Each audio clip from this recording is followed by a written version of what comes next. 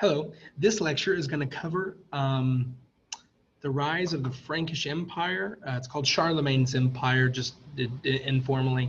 Um, this is going to cover like the emergence of a new Frankish Empire and the emergence of the Middle Ages. It's going to set the stage for the Crusades. It's going to be the final lecture of this trimester. So it's kind of cool. Putting it into things, it's gonna kind of briefly talk about the importance that is placed politically in the Pope of Rome, which is the leader of the Catholic Church, if you don't know. It's also going to talk about the rise of Islam a little bit. Yeah, so it's kind of an important lecture to set the stage for next trimester. So I'm going to share my screen. We're going to jump straight into it. So this is Charlemagne's Frankish Empire. Yes, the Franks. If you've ever played Age of Empires 2, which you probably haven't, showing my age a little bit. It's one of my favorite games, but you get to play the Franks, which is kind of cool. So at the end of the Roman Empire, the Visigoths, which is what the Romans would call a barbarian country, a barbarian type of people, they established a kingdom in most of Gaul, which is, yeah, it's the Spanish Peninsula and parts of modern-day France. But then the Franks arrive from Germany and they take over Gaul, which is this entire region right here. So yes, the Franks came in and they take care of business. So Clovis was the son of a Frank chieftain and became a leader of the Franks at age 15. It's kind of cool. So within a few years, he had defeated the Visigoths and other German tribes in Gaul. And according to the legend, Clovis called upon the Christian God to help him defeat his enemies, and then he won. He immediately was baptized and became the first Christian king of the Franks. This is important because he is literally the first Christian king on the mainland of Europe. If you're thinking about Constantine and the Byzantine Empire, that's in Asia Minor, which is actually considered to be part of Asia. When Clovis died, his 4 sons took over the kingdom. This line became known as the Merovingian house, or the Do-Nothing Kings. They let the mayor of the palace take over running the kingdom and fighting any enemies, and just enjoyed the title of king. Charles Martel was the most famous of the mayor of the palace, was actually the more powerful than the king. When Charles heard that Muslims from Spain had invaded Frankish territories, modern-day France, and won, he stopped the advance of the Muslims at the Battle of Tours in western France. The Muslim advance would be halted at Western Europe. So Pepin the Short, as mayor of the palace, possessed all powers of the king. He appealed to the Pope, asking whether he or the do-nothing Merovingian king should have all the power. The Pope replied, "The one who wields the power should be king." So in return for being made king, the Pope wanted protection against the Lombards, who were attacking from the east. The Merovingian house changed to the Carolingian house and would now officially rule the Frankish people. So this is Pepin the Short, who seized the throne in 751, and his rule lasted 17 years as king of the Franks. When Charlemagne's father Pepin died, he divided the kingdom of the Franks between his 2 sons, Charles and Carloman. Carloman died mysteriously. He was probably poisoned. So Charles became king of all the Franks and hired a secretary to record his life. So this is how we know about Charlemagne, because a secretary, Ironhard, that's what it's called, let's see who he is, actually records everything. So there is a little bit of debate, because if his secretary is recording everything, it's obviously going to be made as greater, but we have to go off this recorded record because it's all we have. So the Lombards invade Italy. So here's where the Lombards come down, and they're headed towards Rome, which is where the Papal States are, which is where the Pope is. So the Pope's down here, he's freaking out, thinks he's going to die. So he asked Charles to bring an army to Italy to stop the Lombards from taking Rome. So boom, this happens at Pavia. So Charles helped the Pope by defeating the Lombards in northern Italy. And the Muslims had conquered Arabia, the Middle East, North Africa, and almost all of Spain by the time Charles was king of the Franks. So this is what the world looks like after the fall of Rome and the emergence of the Frankish Empire. Over here we have the territory added right here. So this is, all of this is the Muslim reach.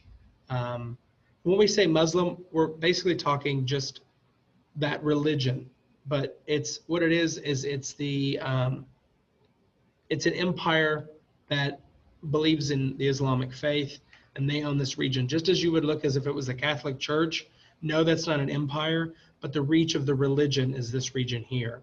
And this is important because it sets the stage for the Middle Ages, the Crusades, and all further conflicts until we get into the 15 and 1600s. So this is a big deal, guys.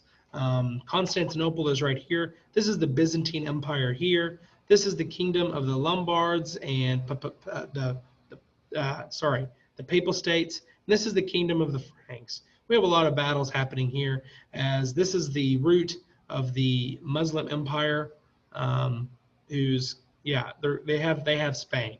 So this actually becomes a really interesting conversation when we talk about Spain, because this is where the Inquisition, it's called the Inquisition, and it's where the Christians push out the Islamic people, or the Islamic hold on that region, to establish the Spanish Empire. So yeah, we have a lot going on. But not all of Spain was taken. The Christians still held and controlled the top part. So this is the Christian kingdom. This is all under Muslim control. This is the Pyrenees Mountains that separates all of this from the Charlemagne's empire here. This is the church states. So Charles tried to conquer northern Spain from Muslims. So this region here. And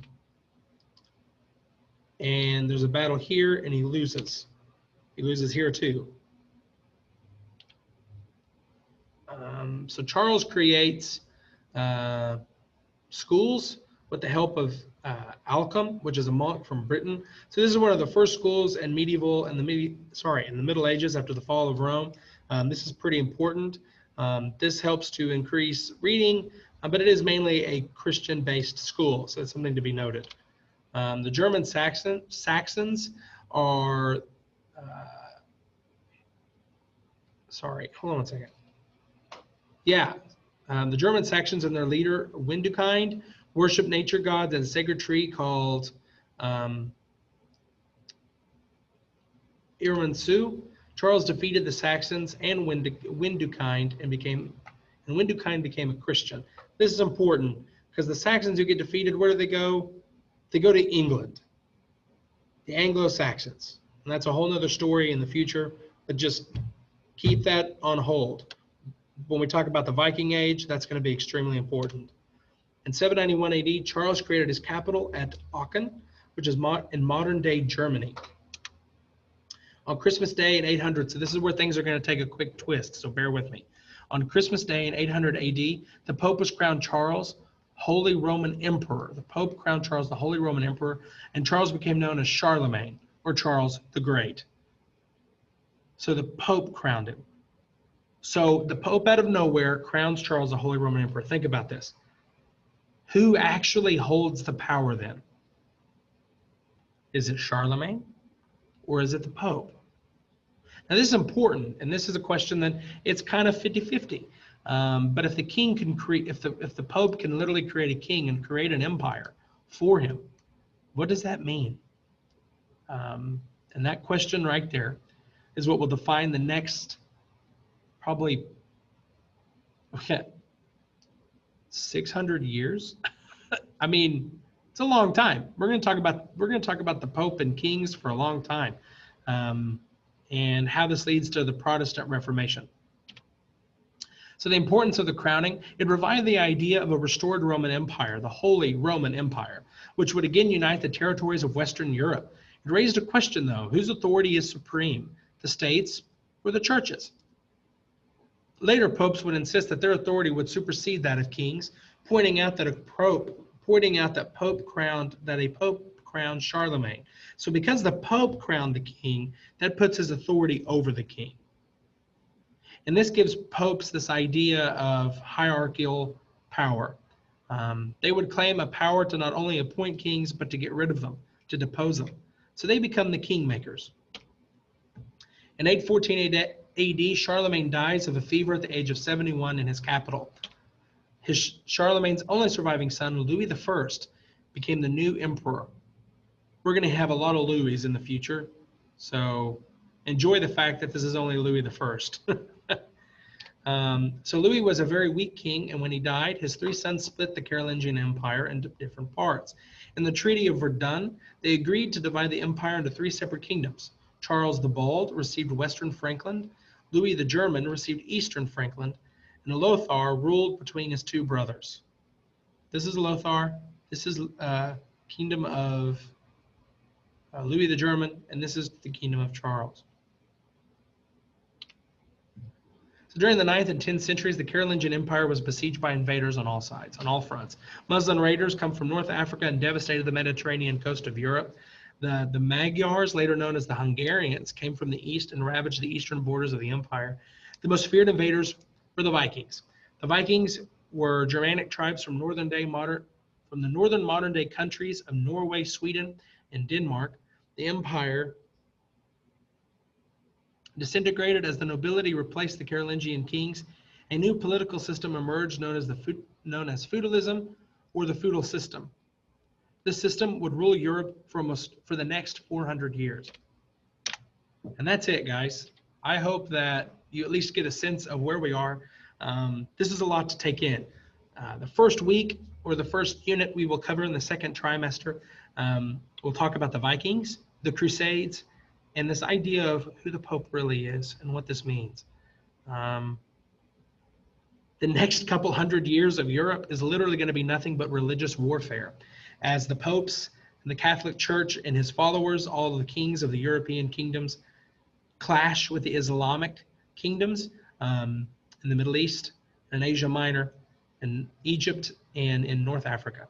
So things are going to get a little crazy in the first couple of weeks of our second trimester. Thanks for tuning in. Until next time, I'll see you later.